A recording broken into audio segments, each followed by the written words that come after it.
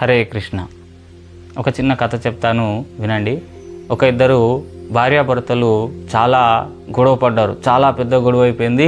భార్య తన యొక్క లగేజ్ని, తన బట్టలన్నీ ప్యాక్ చేసి లగేజ్ ప్యాక్ చేసుకోవడం ప్రారంభించేసింది. అప్పుడు తన భర్త అడుగుతాడు, ఇంత చిన్న గొడవకు నువ్వు బ్యాగ్ ఎందుకు ప్యాక్ చేసుకుంటున్నావు అని అంటే, అప్పుడు భార్య నేను మా అమ్మ నాన్న దగ్గరికి వెళ్ళిపోతున్నాను అని చెప్పేసి సమాధానం ఇస్తుంది. అప్పుడు ఆ భర్త కూడా తను బ్యాగ్ ప్యాక్ చేసుకోవడం ప్రారంభం చేస్తాడు. తను కూడా బట్టలు పెట్టేసుకొని లగేజ్ ప్యాక్ చేసుకోవడం ప్రారంభం చేస్తాడు. అప్పుడు భార్య అడుగుతుంది, మీరెందుకు బ్యాగ్ ప్యాక్ చేస్తున్నారు, మీరెందుకు బట్టలు సర్దుకుంటున్నారు అని అంటే, అప్పుడు తను అంటాడు, నేను కూడా మా అమ్మ నాన్న దగ్గరికి పోతా అని చెప్పేసి.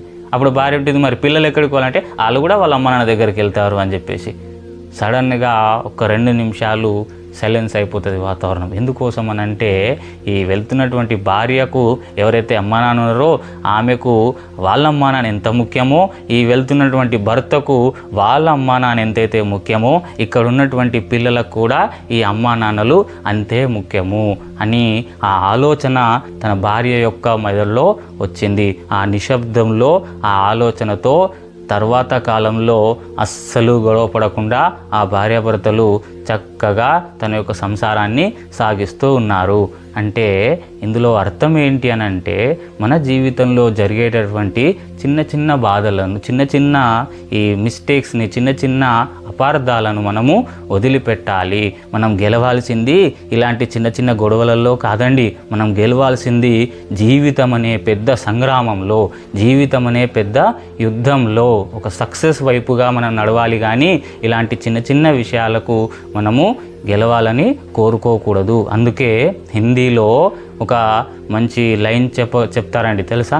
జబ్ లడాయి అప్నే ఆప్ హో తో హమేషా జీतना चाहिए, जब लड़ाई अपनों से हो तो हमेशा हारना भी सीखना चाहिए. మనం ఎదుటి వారిలో తప్పు వెతుకుతూ బంధాలని వదిలిపెట్టాలని ఆలోచన పెట్టుకోకూడదు.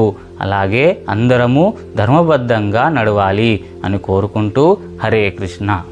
మన ఈ యూట్యూబ్ ఛానల్ని లైక్ చేయండి, మన స్నేహితుల యొక్క గ్రూపులలో షేర్ చేయండి, వాట్సాప్ గ్రూపులో.